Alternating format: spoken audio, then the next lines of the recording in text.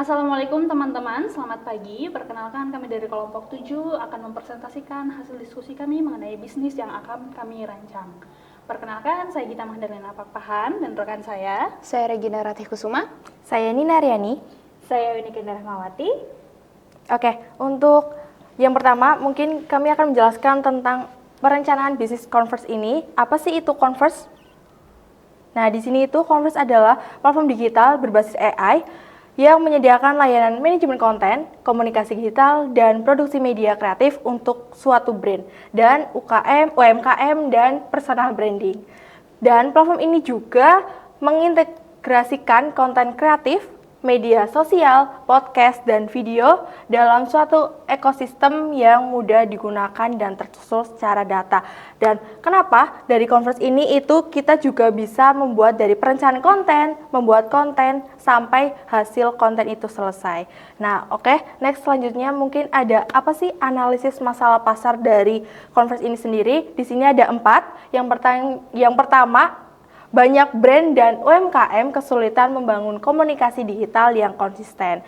Kenapa? Karena mungkin UMKM ini tidak menggunakan, apalagi di sini tuh media sekarang digital, jadi serba mudah. Dan di sini kita itu membangun untuk konsisten dalam suatu brand dan UMKM.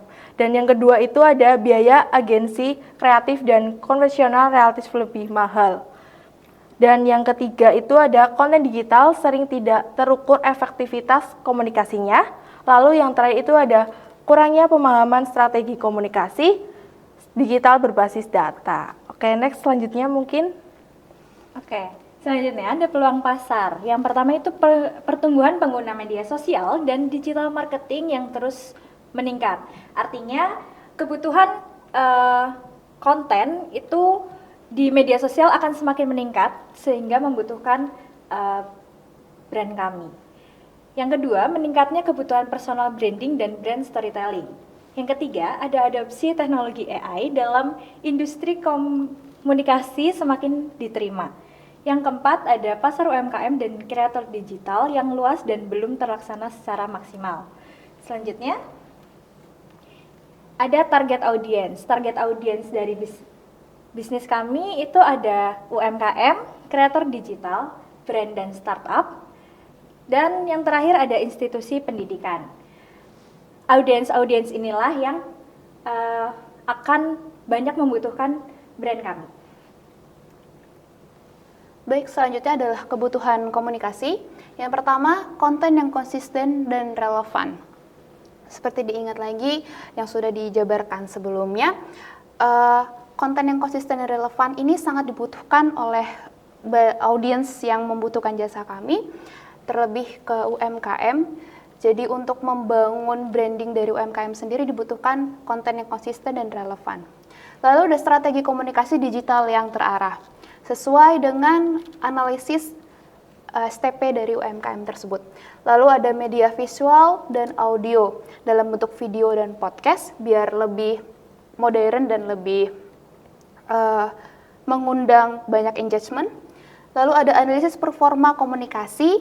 Setelah kami membuat konten, setelah kami mempublikasikan konten tersebut, kami akan melakukan evaluasi engagement, reach, dan insight mungkin dalam seminggu ke depan atau sebulan ke depan. Sehingga nantinya ke depannya konten-konten tersebut ada kemajuan gitu.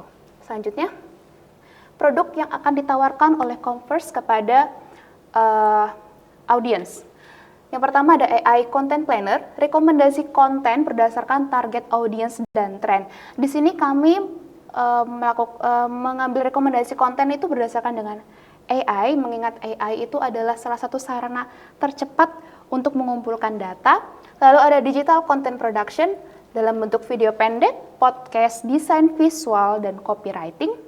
Ada Analytics and Communication Insight, laporan performa komunikasi berbasis data, social media and digital PR management, pengelolaan akun media sosial dan relasi media digital, lalu ada online dashboard, semua layanan terintegrasi dalam satu platform sehingga audiens tidak akan merasa kebingungan. Lalu ada strategi komunikasi pemasaran. Yang pertama, social media marketing di mana kami hadir di Instagram, TikTok, dan LinkedIn.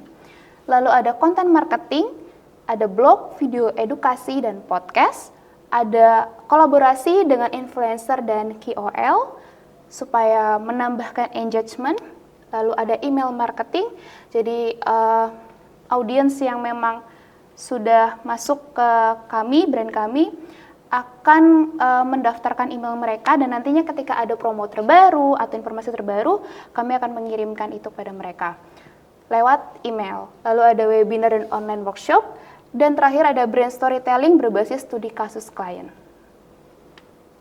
Oke, selanjutnya ada bisnis model canvas. Yang pertama itu ada key partners. Yang pertama kami menentukan key partnersnya yaitu kreator konten seperti desainer, videographer, atau copywriting. Yang kedua ada podcaster dan host webinar. Dan yang ketiga ada platform media sosial seperti Instagram, TikTok, LinkedIn, maupun YouTube. Dan yang keempat ada penyediaan teknologi AI yang dimana tools analisis data dan konten. Yang kelima ada influencer dan key opinion leader atau KOL. Dan yang selanjutnya ada key activities. Ada 5 dan dibagi menjadi 3 kategori. Yang pertama itu produksi konten digital seperti visual, video, podcast maupun artikel. Yang kedua ada pengolahan dan pengembangan platform digital. Dan yang ketiga analisis data komunikasi dan performa konten. Yang keempat digital marketing dan campaign execution. Yang kelima brand storytelling berbasis data dan AI. Adapun ketiga kategori yang tadi saya sebutkan, yang pertama itu kategori production, yang kedua problem solving, yang ketiga platform atau network. Selanjutnya ada value proposition. Yang pertama itu ada layanan komunikasi dan pemasaran digital yang terintegrasi. Yang kedua, biaya lebih terjangkau dibanding agensi konvensional. Yang ketiga, konten berbasis data dan kecerdasan buatan seperti AI different. Yang keempat, fleksibel, scalable, dan mudah disesuaikan dengan kebutuhan klien. Yang kelima, solusi praktis untuk meningkatkan visibilitas dan engagement brand. Dan ternyata di value proposition ini kami membuat ada 5 karakteristik masing-masing. Yang pertama itu dilihat dari performance-nya, yang kedua customization-nya, yang ketiga cost reduction-nya, yang keempat accessibility-nya, yang kelima conversion dan usability. Selanjutnya ada customer relationship, dibagi menjadi 4. Yang pertama subscription based service atau layanan langganan bulanan.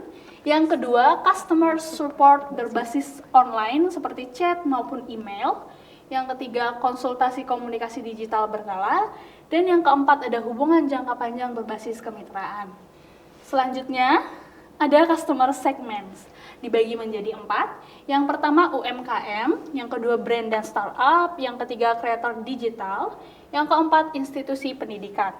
Dan memiliki 2 tipe pasar, yang pertama segmented market dan yang kedua multi-site platform. Selanjutnya ada key research-nya, dibagi menjadi 4 dan ada 3 tipe. Yang pertama tim kreatif, yaitu content creator, strategist, and analyst. Yang kedua teknologi AI and software pendukung. Yang ketiga platform digital seperti website and dashboard client. Yang keempat ada database audience dan insight data. Nah, dari keempat key research tadi, ternyata kami menyimpulkan ada 3 tipe of research-nya. Yang pertama ada human, yang kedua intellectual atau data or system, yang ketiga ada digital. Selanjutnya ada channels, itu kami membuat ada 5. Yang pertama itu channelnya dari website resmi kami sendiri. Yang kedua media sosial seperti Instagram, TikTok, LinkedIn, dan YouTube. Yang ketiga email marketing. Yang keempat webinar dan podcast. Dan yang kelima online workshop. Karakteristik channelnya juga ada 3. Yang pertama terintegrasi, yang kedua biaya relatif efisien, dan yang ketiga berbasis kebiasaan digital pelanggan. Oke, selanjutnya ada cost structure. Itu dibagi menjadi 5 dan mempunyai karakteristik bisnis sebanyak 3 juga. Yang pertama itu pengembangan dan pemeliharaan platform, yang kedua produksi konten digital, yang ketiga gaji tim kreatif dan operasional, yang keempat biaya pemasaran dan promosi, dan yang kelima langganan tools AI. Selanjutnya ada 3 karakter bisnisnya. Yang pertama cost different dengan pendekatan value different. Yang kedua fixed cost and variable cost. Yang ketiga economies of scale melalui digitalisasi. Selanjutnya yang terakhir revenue streams. Yang pertama itu ada paket langganan bulanan atau subscription fees. Yang kedua proyek konten khusus atau usage fee. Yang ketiga konsultasi komunikasi berbasis digital. Yang keempat ada webinar dan online workshop. Yang terus di situ ada model pricingnya. Ada 2. Yang pertama itu ada fixed pricing atau paket layanan. Yang kedua negotiation based pricing untuk proyek khusus seperti itu. Next. Oke, selanjutnya ini adalah proyeksi finansial sederhana yang telah kami buat, yaitu ada biaya, pendapatan, dan ROI-nya. Yang di mana di sini biaya operasional itu pengembangan platform kami biaya sebanyak 5 juta. Terus produksi konten itu sebanyak 4 juta, gaji tim kecil itu 8 juta, dan marketing digital ada 3 juta. Jadi total biaya keseluruhan pengeluaran tiap bulan itu ada 20 juta. Sementara proyeksi pemasukan atau pendapatan, tiap bulannya itu kami menargetkan 20 klien untuk membayar 2 juta per bulan. Sehingga total pendapatan setiap bulan itu ada 40 juta. Untuk laba dan ROI-nya itu, laba kotornya itu sebanyak 40 juta, dikurang dengan pengeluaran sebanyak 20 juta, jadi masih ada keuntungan sebanyak 20 juta. Nah, kesimpulannya ini berarti model bisnis ini menjadi sangat layak untuk perkembangan awal dan tentunya menjanjikan. Seperti itu. Terima kasih. Sekian presentasi dari kelompok kami. Apabila ada kesalahan kata, kami mohon maaf. Kami pamit undur diri. Terima Terima kasih.